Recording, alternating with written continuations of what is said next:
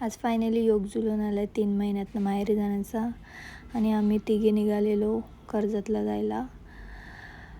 Mister फक्त स्टेशनला सोडायला आलेले आणि त्यानंतर आम्हाला 12ची ट्रेन होती आणि आम्ही निघालो.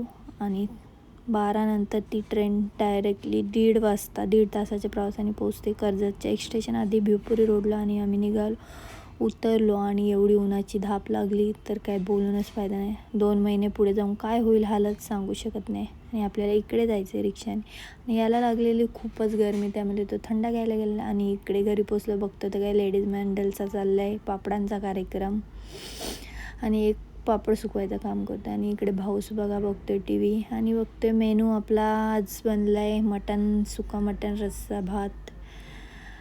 आणि इकडे पापडांचा आणि गप्पा मारायचा दोन्ही कार्यक्रम झाला. आणि ही माझी आई आहे आणि ती पापड भरते आणि घरची बोरं खाण्यात काय आनंदच वेगळा आहे. आणि फायनली संध्याकाळ झाली, ऊन थोडा कमी झाला आणि आमची तयारी झाली आमच्या पाठीमागे शेतात जायची.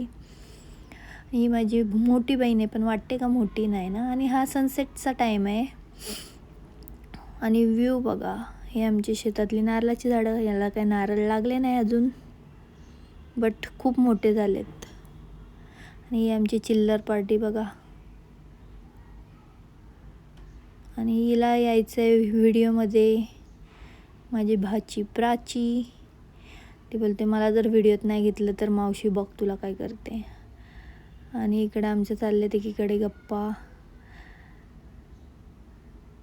आणि संध्याकाळ झाली, सगळे मस्त अंगणात बसलेत आणि असा होता आजचा आमचा दिवस.